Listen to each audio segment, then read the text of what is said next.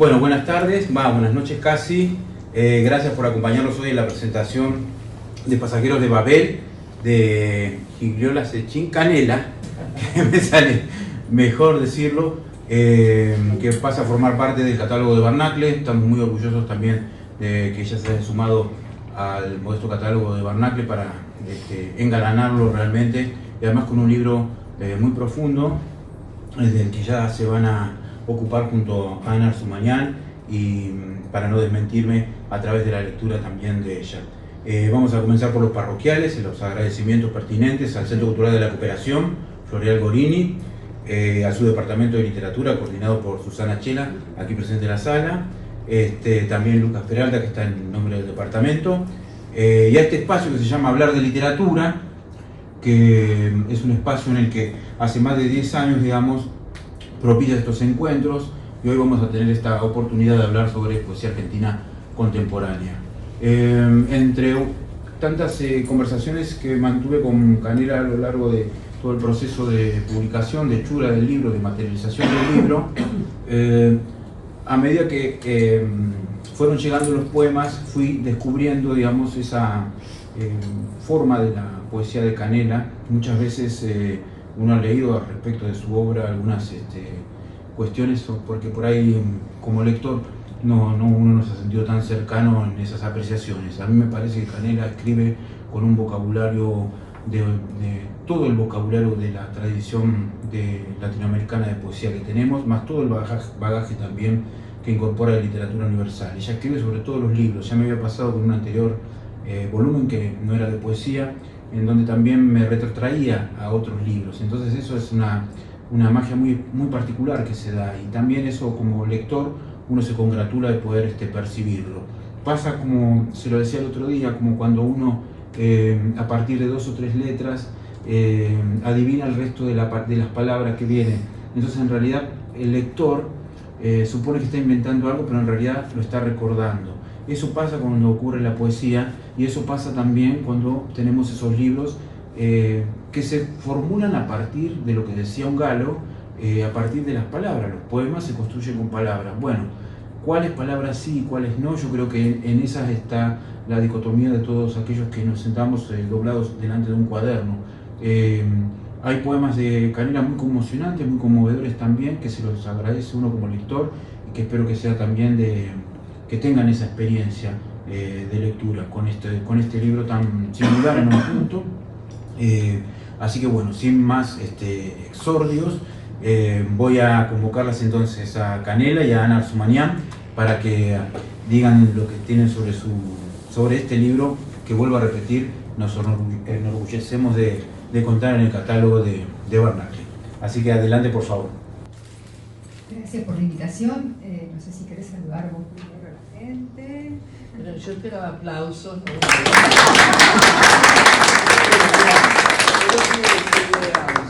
¿No? A nuestro anfitrión, al dueño de Barnacle, alma pater y alma mater, que muchos años de análisis para saber quién soy, si Canela o Gigliola Sechín, y otra vez, no, bueno, sí, soy las dos cosas, y la poesía me ayuda a encontrarlas, ¿eh? Gracias, muchas gracias por acompañarme, me siento honrada, muy feliz por la breve conversación. Ayer no me animaba a llamarte, digo, bueno, ¿qué le digo? ¿Qué le pregunto? Y él me dijo, llamala, y estuvimos largamente conversando. Gracias, Ana, gracias. Por favor, yo estuve publicando en algún lugar, y además le dije a Canela de forma privada que me resulta de la emoción, más allá del libro. Ayer hablábamos por teléfono y escuchaba su voz y pensaba, es ella. Yo estoy hablando con esa mujer que en mi casa se veía en el televisor en blanco y negro, y la voz aparecía detrás como un telón. Es ella. Entonces es como que hablo con ella, la tengo aquí, pero soy una niña que está en esa casa con la madre trabajando, y Canela hablando en ese televisor en blanco y negro. No me lo creo todavía, y me siento yo muy honrada, muy emocionada, y a la vez con una rareza, porque digo, no puede ser, o sea, no es lo mismo, es ella, o soy yo la que estoy acá. Bien, bueno, muy conmovedor. porque además creo que representa parte de la vida de todos nosotros, de esas escenas, de esos momentos, esta voz, ¿no? Que si uno cierra los ojos, escucha la voz de ella, y ese tono, y esa delicadeza, y esa ternura, que bueno, que también está en el libro y que uno lo lee. Yo preparé algo que quiero compartir con ustedes y después conversamos o, bueno, abrimos el juego. Leer Pasajeros de Babel de Gigliola Sechin, dígame usted cómo se pronuncia. Gigliola Zekin. Gigliola Zekin exige acordar desde el comienzo una premisa que George Steiner sostuvo a lo largo de su obra crítica. Todo acto de lenguaje es, en el fondo, una traducción. Traducimos la experiencia al signo, la memoria al ritmo, la historia al fragmento verbal. En ese sentido, el libro de Zekin se sitúa exactamente en ese territorio que se llamaría el espacio posterior a Babel, el lugar donde las lenguas ya no coinciden con el mundo y donde cada palabra carga el peso de una pérdida. El título mismo anuncia esa condición. No somos habitantes de Babel, ni constructores de su torre, somos pasajeros. Es decir, transitamos por un sistema de lenguas rotas, de historias superpuestas, de civilizaciones que se han narrado unas a otras mediante la violencia, el comercio, la fe. Y cito, palabras fugitivas los montaron para siempre. El cacique amarró su lengua al suelo. En Canela la historia resuena en metáforas casi arqueológicas.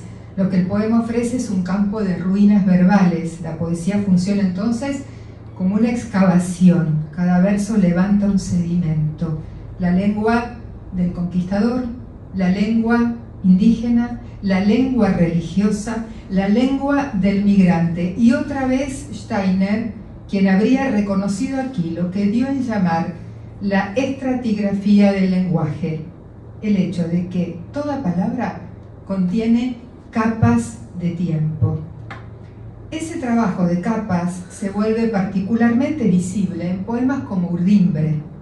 Allí la historia económica del continente, oro, minas, esclavitud, látigo, aparece tejida como un telar, y los versos se vuelven también un sistema de nudos, una sintaxis breve que ata historias, violencia y silencio. Hay un motivo central en el libro, decisivo, el desplazamiento. El poema Migrantes condensa esa condición con una precisión casi lapidaria y Canela dice, solo traen en la mano la línea del destino. El migrante es literalmente un portador de signos mínimos. Su identidad es una línea, una inscripción en la palma. La lengua que trae consigo es frágil, pero es también lo único que permanece. Viajo en las voces, escucho, dice el poema. Canela escribe desde la delicadeza de quien sabe que el lenguaje es siempre un préstamo y lo trabaja con una economía notable. Sus imágenes buscan una resonancia lenta, casi subterránea. De este modo, el libro se lee como un cuaderno de desalojos geográficos, lingüísticos, íntimos. Cada poema parece escrito desde un borde, desde la conciencia de que la lengua, como la historia, siempre llega un poco tarde a lo que intenta decir. Leer a Gigliola Zekin desde una sensibilidad italiana implica reconocer inmediatamente una tensión antigua, la del desarraigo que no se resuelve en nostalgia, sino en una forma de respiración. En la tradición de los escritores italianos que atravesaron los mares, la palabra nunca es completamente doméstica, siempre conserva un resto de extranjería. La poesía de Canela parece habitar precisamente ese umbral. Hay en su escritura algo que recuerda ciertos tonos de Eugenio Montale. La escena contenida, el paisaje que no describe sino que revela una ausencia, pero Zequín escribe desde otro litoral, el de la experiencia mestiza de América. Por eso podría decirse que la poesía de Canella no imita la tradición italiana, sino que la prolonga desde otra orilla. Hereda de Ungaretti la intensidad del fragmento y de Montale la austeridad interrogativa sobre el mundo, pero introduce una dimensión que en ellos apenas aparece, la experiencia de la migración cultural. En la tradición lírica italiana, la palabra suele tener una densidad mineral. Cuando esa tradición llega a la Argentina, algo se desvía.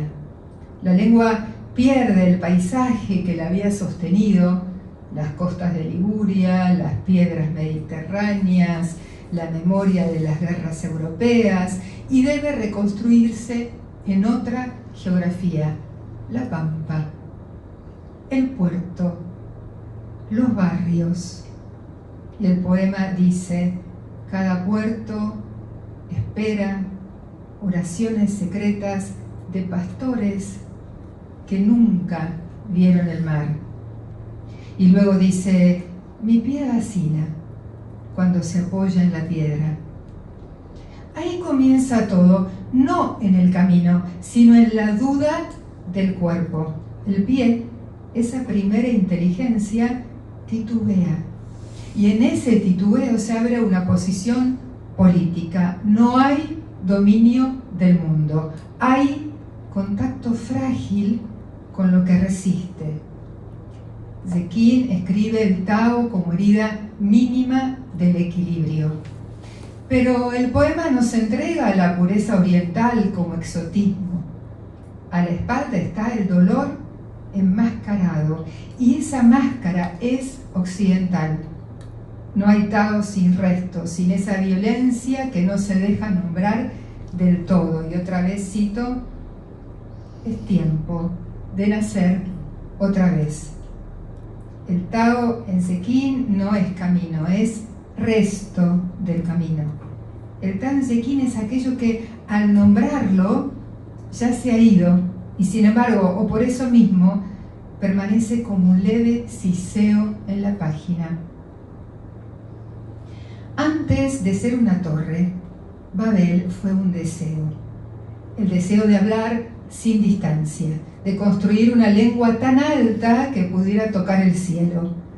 La dispersión de Babel fue el nacimiento de la diferencia. Babel entonces no es el lugar donde las lenguas se separaron, es el lugar donde comenzó la conversación infinita del mundo.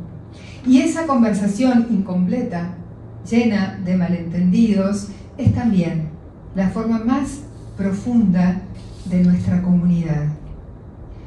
Tal vez allí resida la verdadera lección del lenguaje. Ninguna lengua es completamente nuestra, pero todas pueden volverse habitables.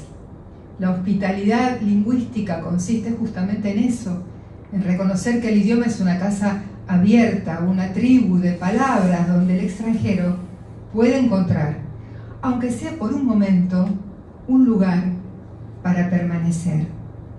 Y quiero leer un poema. Yo había citado un verso del poema, pero por invitación de Canella voy a leer todo el poema, que me parece que condensa con una humildad un registro frente a la palabra, frente a la imposibilidad de decir, frente a al malentendido del signo de la palabra.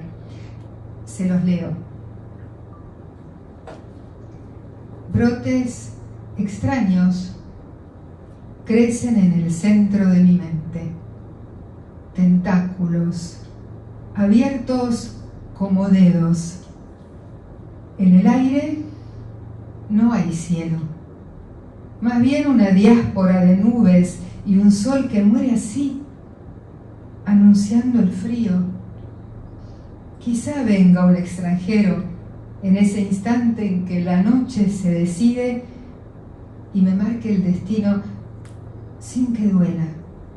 El alma se confunde y espera una sombra de luz.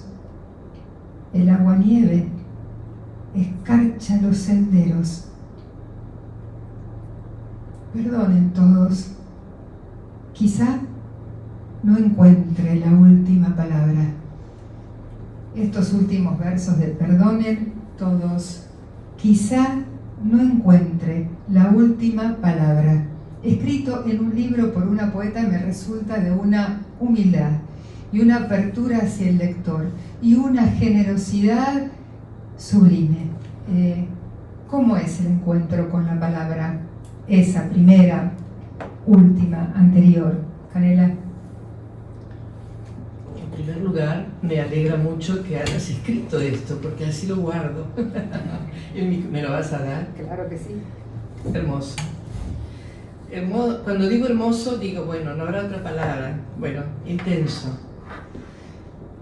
Agradezco. La pregunta sobre la última palabra tiene que ver con mi vínculo con las palabras, que es tan extraño. Aparece una palabra difícil que venga suelta, una palabra que es una línea, un pensamiento extraño.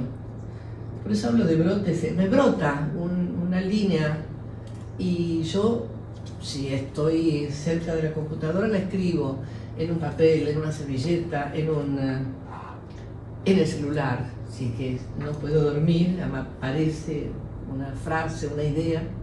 Al día siguiente busco lo que escribí o aparece y digo, ¿qué quise? ¿De dónde nació esta idea, este pensamiento? Estás muy lejos vos. Bueno, yo siempre trato de amuchar. Era mi casa, éramos 11 y vivíamos muy juntitos, hacía frío. Bueno, quiero decir esto, uno no sabe de dónde brotan estas ramificaciones de las palabras, estos pensamientos. Seguramente anidan en algún lugar de la vivencia del día, del entresueño, y uno tiene derecho a escribirlo. Escribo desde muy pequeña, pero fue en el año 2000 cuando me di cuenta que lo que había escrito ya no resonaba en mí. Rescaté una frase que mi cardiólogo me señaló, porque bueno, se encontró no sé en dónde con ese poema, que dice, los árboles en el otoño, algo así, en el otoño los árboles se alejan de su verde. A él le pareció magnífica. Digo, bueno, tengo que buscar algo más intenso. Esto no es prosa, es poesía. Tengo que buscarme en lo que menos me gusta de mí, en lo que más duda, en lo que duele. Y así, no sé si te contesto, así surgió la poesía. Estos poemas, bueno, hay que decir que es el libro número 6. Es una exageración, ¿verdad? Bueno, pero la poesía me persigue, también me persigue la rima, y yo la domestico, la saco y vuelve. A veces aparecen una, dos rimas, ¿no? Pero eso creo que remite al pasado, a la métrica también. Me gustan mucho los espacios y responder a lo que una vez una señora me preguntó, Canela, ¿por qué te escribe con tan pocas palabras? No lo sé, no lo sé. ¿Pero esas palabras, esos brotes son en castellano o a veces también en italiano? No, en italiano apareció cuando escribí mi infancia ahora, escribía en castellano y había cosas que, por ejemplo, la abuela viene al nacimiento de un nieto, llega a tiempo y en la puerta un guardia, un jovencito de la familia, dice, la nonna se arriva, la nonna llegó. O sea, eso no lo puedo decir en castellano. ¿Qué significa que la abuela llegó? ¿Dónde llegó? Tenía que ser en dialecto y con la X, se arriba. Bueno, eso aparece como una, a ver, como el pozo de café, yo que hablo del destino que se lee, ¿no? Están ahí en el fondo y hablábamos hoy de de los habitantes originarios que viven agrupados, que viven en tribus todavía, que reclaman sus tierras sagradas, ¿no? Y estoy pensando que tenemos una tierra sagrada todos. Tengo en la vastísima familia, con 11 hermanos, muy vasta, somos como 150 descendientes de mis padres. Ahora nos reunimos los que podemos en la cumbre. ¿Para qué? Para conocernos, no nos conocemos. Entonces, recuerdo que uno de mis sobrinos, argentino, que muchas veces me dijo, yo soy Cuom, se pronuncia así, ¿cómo se pronuncia? ¿Alguien sabe? Había una antropóloga. No, antropóloga no soy, pero Cuom. Cuom. Yo le veía en España, donde fui invitada, pelando una manzana. Entonces tomaba la manzanita, le pelaba sacaba un gajito de cáscara, la giraba, sacaba otro gajito de cáscara, giraba. Digo, qué forma tan extraña de pelar la manzana. Y me dice, es que yo soy Cuom. Claro, en su infancia, para comer los frutos de los... estos que tienen espinas, ¿cómo se llama? Tunas. La tuna, y no pincharse, hay que tomarlo con las puntas de los dedos, pelarlos y girar, pelarlos para poder después, bueno, todo queda adentro. Claro, sí. Todo queda adentro y se traduce, pero yo soy esencialmente una niña italiana que atravesó el mar y que aquí escribe en este idioma tan bello que es el español, un idioma que me enamoró y que me parece una música infinita. Y bueno, mi manera de rendir homenaje a esa música es escribir poesía. Contando historias también, ¿no? Contando historias también, sí. Me gustan mucho los cuentos, sí. Soy como insaciable como escritora. Pero la forma en la poesía de contar es tu música, la música que encontrás. No sé, pero yo siento que hay una música que aparece, ¿no? Que aparece en las pausas, en los silencios, en las breves, sí, ideas. No sé de dónde sale, ni a dónde va. Irá a ustedes. Bueno, ¿podés leernos? Bueno, ¿quieren que les lea? Por favor. Bueno, el libro tiene grupos, capítulos, porque bueno, tengo como vibraciones, por ejemplo, relación a América, ya cuyo nombre me parece precioso, es como decíamos hace un ratito, el nombre aparece como, es un malentendido que atraviesa 2 generaciones hasta que quedó América, que era un señor que lo único que hacía era construir un mapa. América es el primer grupo de poemas. Violenta reliquia, la rosa del jaguar, aturde el desencanto de esta tierra. Ante el viejo horizonte laberintos, senderos marginales y un hombre que escribe. La última página silencia los pasos de la herencia, sella al instante un sonido seco. Bajo esta alfombra de otoño se suspende el juicio de la historia. En Oriente, ¿vos querés que lea los haikus? Bueno, Son como en castellano. los pétalos que caen. Estuve en Japón en la primavera y ahí sacamos fotografías y yo, con las fotografías elegidas, escribí esto que tiene que ver con esa cascada, ese movimiento de pétalos en el aire que es increíblemente bello. Primavera del árbol, bajo su sombra el nido humano. Las flores caen, el círculo del tiempo traza su enigma. Quienes encienden las lámparas de Nara son los fantasmas. Pasos furtivos en el jardín de arena, no es el azar. Tarde de marzo, la ciudad con su puente caerán al agua. Esto tiene, le voy a leer ahora, tiene una anécdota. Todos eran fotógrafos profesionales, fue un viaje para fotografiar. Y yo iba con mi celular haciendo lo que podía, pero tuve suerte. Por ejemplo, cuando digo en el poema, ¿dónde está? Las flores caen, el círculo del tiempo traza su enigma. Tuve la suerte, había una especie de mastello, me sale en italiano, una cosa de piedra, ¿no? Y había muchos pétalos, y yo miro y había un círculo. ¿De dónde viene el círculo? Había un santón, un santo del budismo, que proyectaba su aureola ahí. Y entonces yo escribí ese poema. Pero este último tiene una historia más graciosa. Veo a una familia japonesa. Un señor corpulento, una señora, otro niño, y él tenía adentro de la campera a un niño chiquitito. Lo único que se veía era la cabeza del niño, como si hubiera sido una cabeza, ¿sí? Así. Y el hombre sonreía y el niño me miraba fijo. Debía tener la foto, ¿no? Saqué la foto y es preciosa, como si lo hubiera sacado, no sé, vos que sos fotógrafo profesional, vos que sos fotógrafo, un hallazgo. Pero cuando le pedí, porque están traducidos al japonés, ¿no? Le pedí a la traductora que tradujera esto, decía, asoma a veces en el pecho de un hombre el niño oculto, dije yo. No se entiende esto si no se ve la foto. Entonces ella escribe algo que es algo así como Ilotona Tokini Kodumogo ga Kao Miseru. Fue un día entero de tratar de explicarle que adentro del adulto hay un niño que a veces brota.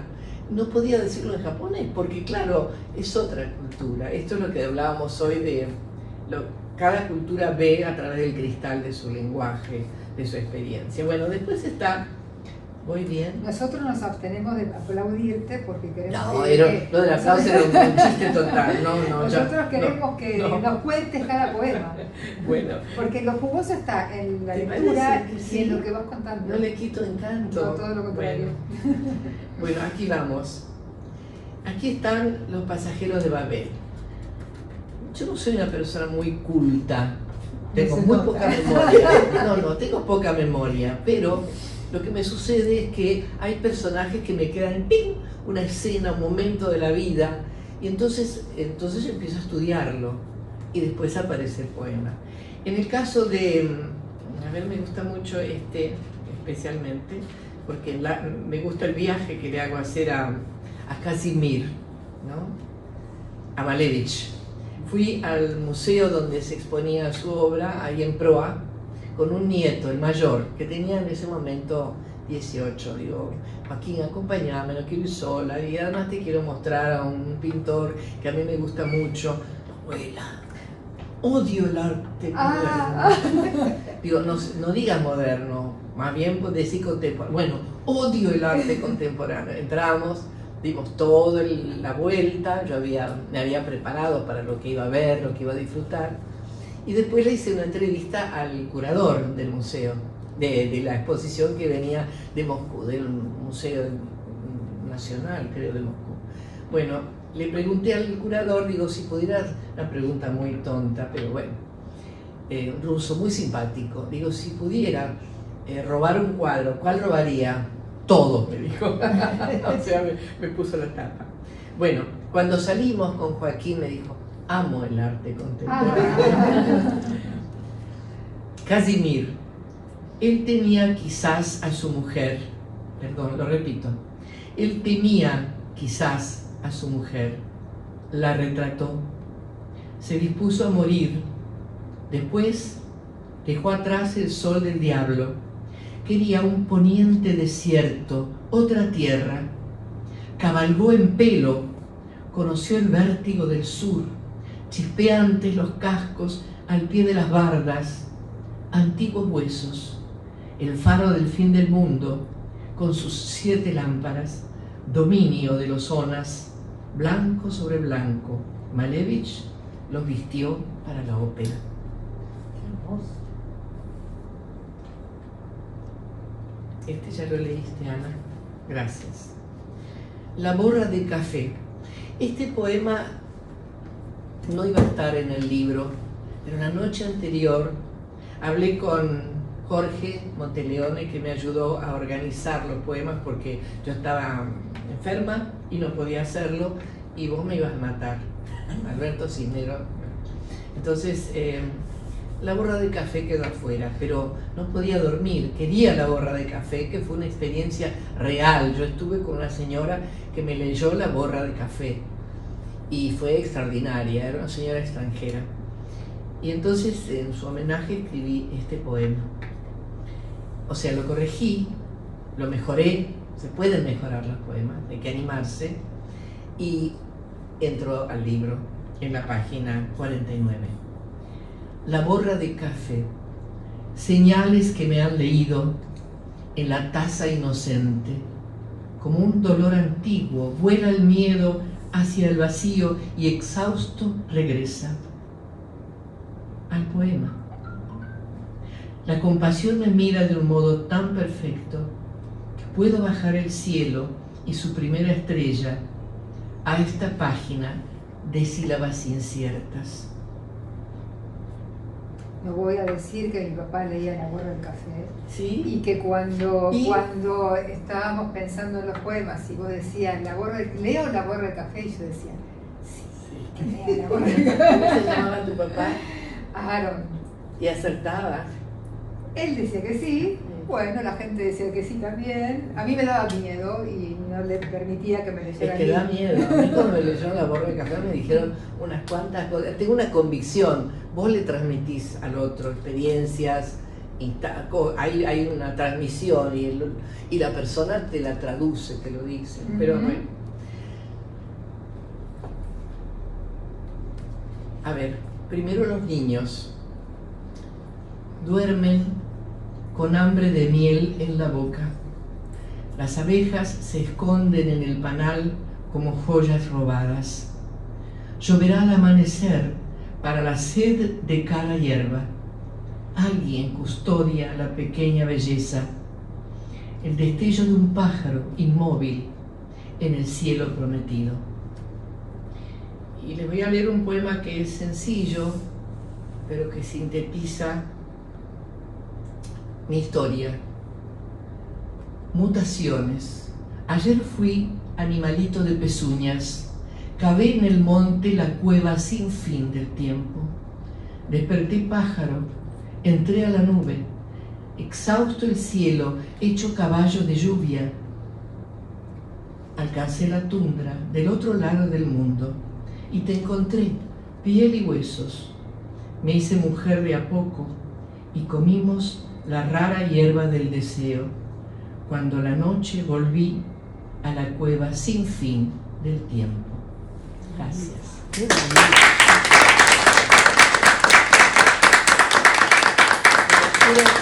agradecer muy particularmente a Alberto Cisneros, que es un ser comprensivo, muy confiado, diría que demasiado confiado, porque no había leído estos poemas, lo recibió no sé, con mucho cariño, y yo me sentí absolutamente respetada como autora y lo quiero mucho, para siempre, sabelo, ¿eh? Gracias, gracias por Pasajeros de Babel.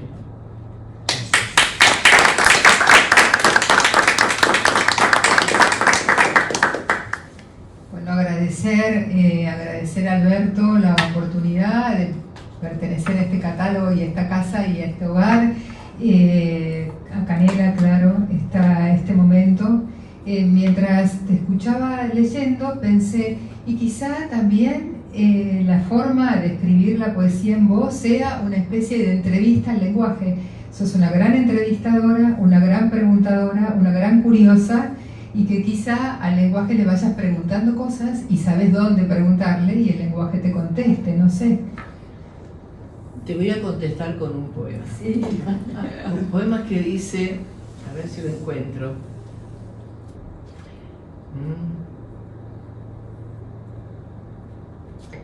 Gran espejo, mírame desde lejos.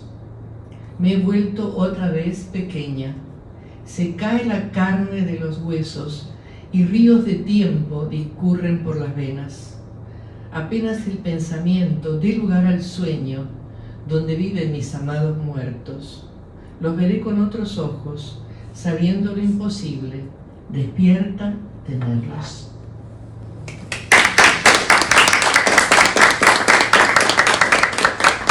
Bueno, Bueno, muchas gracias a Ana, muchas gracias Canela también, gracias por sus palabras.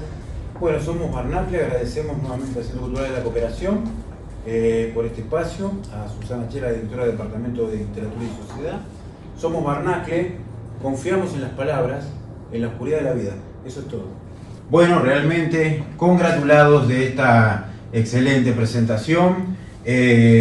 Bueno, conmocionados realmente. Muchas gracias Ana, gracias Canela. Eso es lo que tiene la magia de la poesía, de los textos como estos, como lo dijeron ellos.